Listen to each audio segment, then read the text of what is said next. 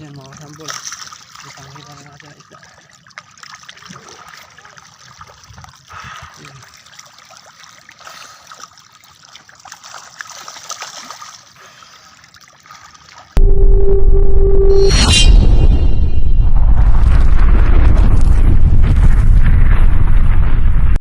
Mga sample creature, nagbabalik. Andito na naman po tayo. Dito tayo sa kabilang area. Yun yung isda dito. Yung kabilang area natin, sumubok tayo mga kasampol. Nagpa-harvest po tayo. Yun. Kasalukuyan pong pinupukot. Pukot po kasi ang tawag dito sa amin yan. So maya maya ng konti, pupunta tayo doon at lalapitan natin. Titignan natin kung ilan yung mahuhuli. Sana marami mahuli mga kasampol. So ang tabi lang, maya maya po punta tayo doon.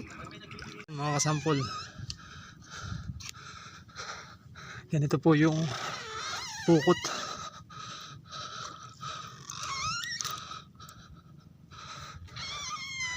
Unti-unting hinihila yung lambat papunta dyan. And tabay lang po tayo. Medyo wala pang kumikilos. Medyo malapit na po ito. Kanina sakop nito yung buong fish pond, buong area. Ayan, buong fish pond natin. So ngayon ito na lang sila. Ayan. Unti-unti niyang kinukulong ang mga isda punta dun sa cage na yun. Maya lang magtatalunan na to. Hintay-hintay lang po tayo.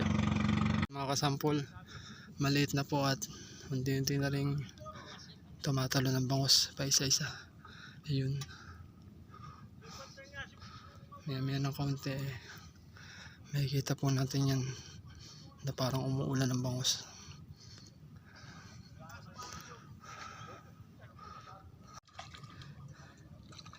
Ayun, malapit na po to mga kasampol.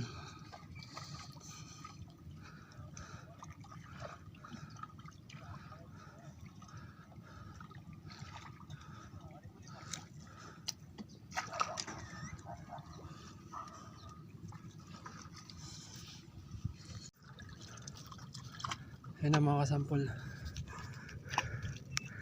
gumagalaw ng isda, masikip na kasi. Konti na lang to. Ayun ang isda.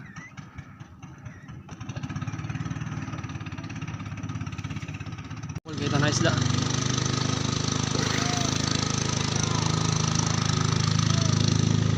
Malapit na silang makulong. Kanina nung apahap dulog.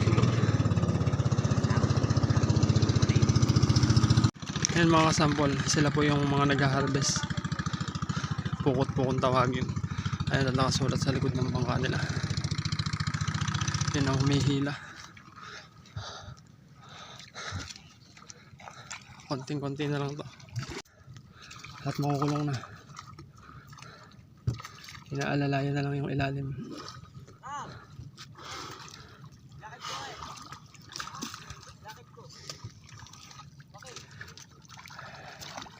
Ayan ang mga kasampol, ang isda.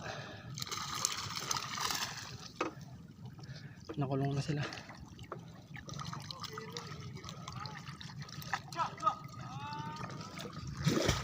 Hop! Hop!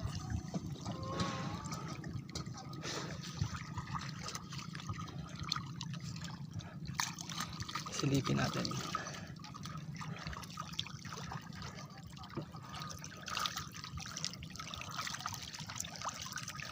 Yan mga kasampol, ipanghipa na natin ang isda.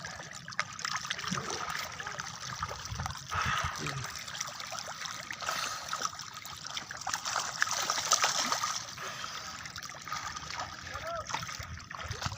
Itatalo na. Ipipinish na lang to.